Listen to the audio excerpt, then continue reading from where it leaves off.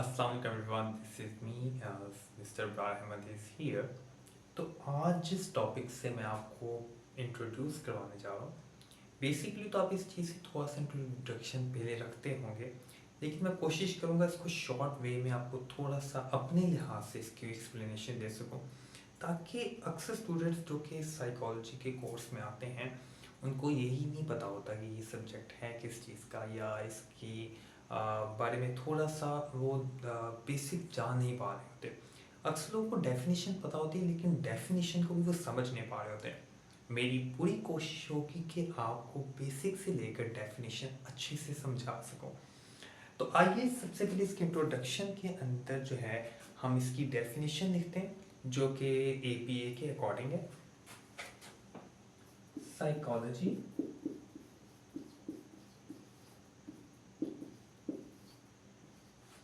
is the scientific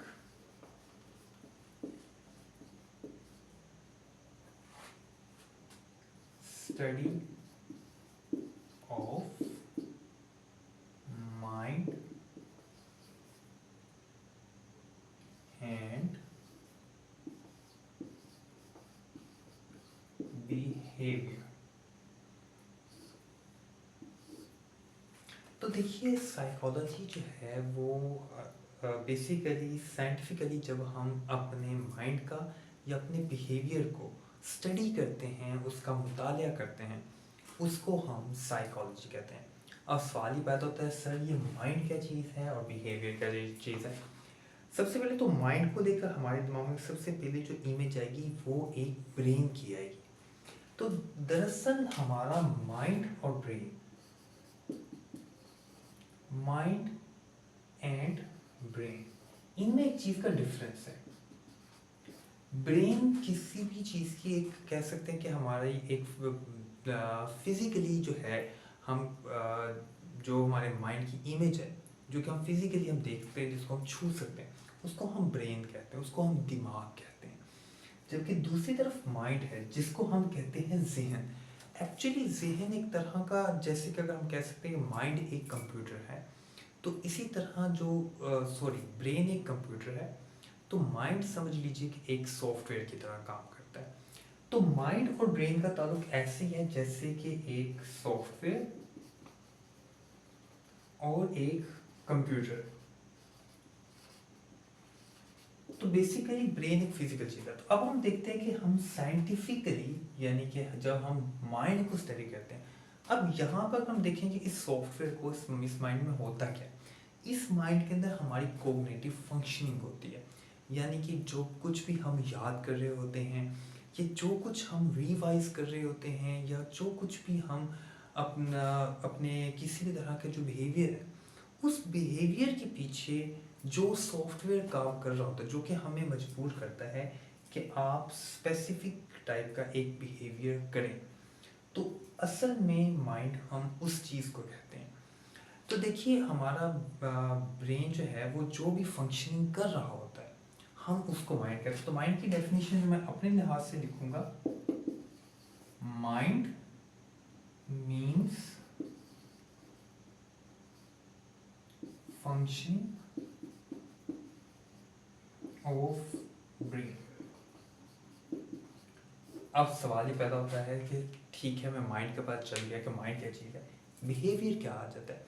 अभी मैं explain करके हटा हूँ, जो भी हमारा माइंड फंक्शन कर रहा होता है, जब उसके हम कोई फिजिकल आउटकम्स हमारे सामने आते हैं, जैसे कि हमारे फेस गेस्चर चेंज होते हैं, हमारे बॉडी में मूवमेंट्स होती हैं, या फिर हमारी बॉडी में सेंसेशंस होती हैं, वो दरअसल बिहेवियर्स होते हैं हमारे।